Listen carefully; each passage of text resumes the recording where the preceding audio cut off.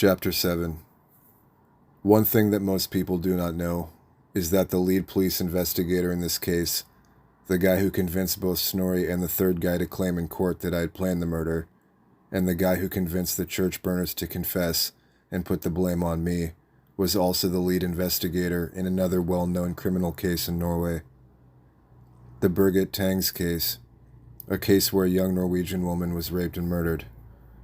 Why is this even relevant? It certainly had nothing to do with the black metal scene. You see, this investigator was apparently very good at making people give false testimony. He even managed to convince Birgit Teng's own cousin to confess to the crime, even though he apparently had nothing to do with it. Her own cousin later on said he had been manipulated by the investigator, and the police found this to be true, and discovered that illegal and immoral methods had been used by the investigator. They also discovered that these methods had been used consequently by him for years. Birgit Tengs was raped and murdered in 1995. The police then used the investigator as a scapegoat and threw him out of the criminal police and sent him into services as a normal, uniformed patrol cop in a small town in western Norway. Everyone were shocked that Norwegian police had used such methods. Oh dear, they all acted really surprised by this.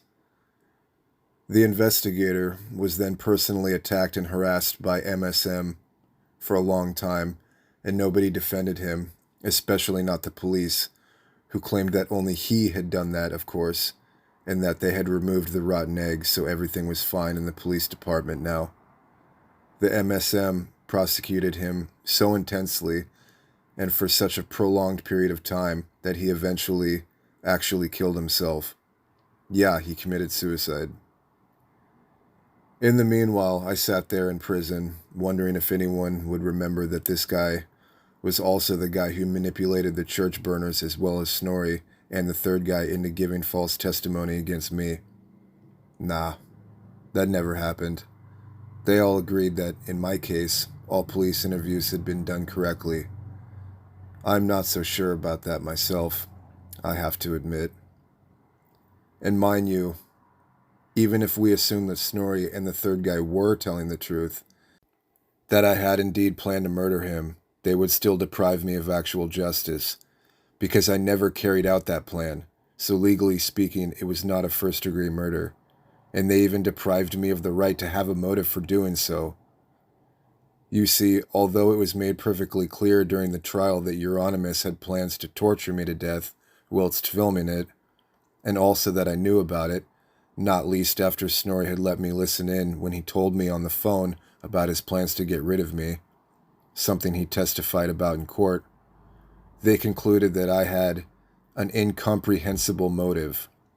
Yeah, evil Varg had, for no good reason whatsoever, just murdered that poor and innocent Euronymous angel. I killed, or if you like their version better, murdered a guy who planned to murder me. In fact, a guy who planned to torture me to death whilst filming it. Damn, I had all the right in the world to kill/murder that piece of shit. It is praiseworthy to do what is right, not what is lawful, as the Romans put it. Also, it's not like I killed a model citizen. I killed a convicted criminal. He had a conviction for violence, for cutting some guys with a broken liquor bottle in a street fight. A guy who boasted that he had poisoned and murdered a Polish fan.